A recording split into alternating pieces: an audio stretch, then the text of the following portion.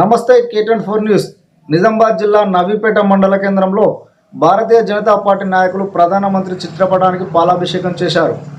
GST తగ్గిస్తూ ప్రజల కోసం తీసుకున్న ఈ నిర్ణయం దేశ ప్రజలకు గర్వకారణమని మండల ప్రధాన కార్యదర్శి మంత్రి రాజేందర్ గౌడ్ వ్యాఖ్యానించారు. రాబోయే రోజుల్లో కూడా పేదల కోసం ఇలాంటి నిర్ణయాలు కొనసాగాలని ఆకాంక్షించారు. ఈ కార్యక్రమంలో బీజేపీ నాయకులు పాల్గొన్నారు.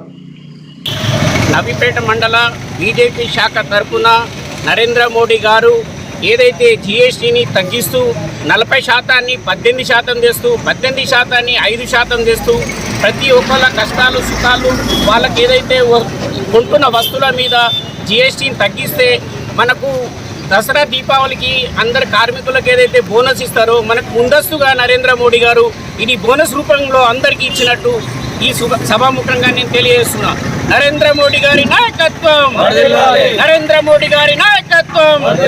భారత్ మాతా కీ, భారత్ మాతా కీ.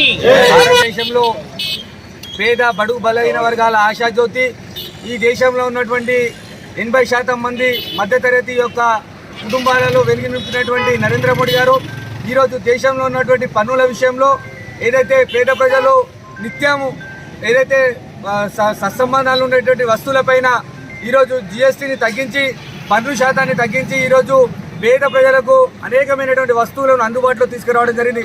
ఈరోజు నిత్యావసర వస్తువులు చూసుకున్నా, లేకుంటే గ్యాస్ విషయంలో చూసుకున్నా, లేకుంటే ఏదైతే నిర్మాణ రంగంలో చూసుకున్నా ఈరోజు బడుగు బలైన వర్గాలు రూపాయి కష్టపడి కట్టుకునేటువంటి ఇన్సూరెన్స్ పాలసీల మీద కూడా పన్ను శాతాన్ని తగ్గించి ఈరోజు పేద బడుగు బలహీన వర్గాల యొక్క మనిషిగా నరేంద్ర మోడీ గారు నిలిచిపోయారు.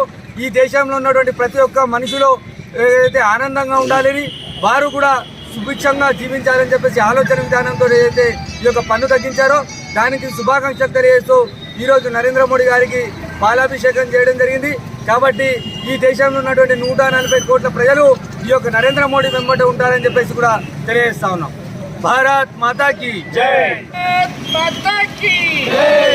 నరేంద్ర మోడీ గారి నాయకత్వం, నరేంద్ర మోడీ గారి నాయకత్వం, జేపీ నడ్డా గారి నాయకత్వం, జేపీ నడ్డా గారి నాయకత్వం, అమిత్ షా గారి నాయకత్వం, అమిత్ షా గారి నాయకత్వం. ప్రధాన కార్యదర్శి భారతదేశంలో పేద బడుగు బలహీన వర్గాల యొక్క ఆశాజ్యోతి, బలహీన వర్గాల యొక్క ఆశా స్వప్నం అంటే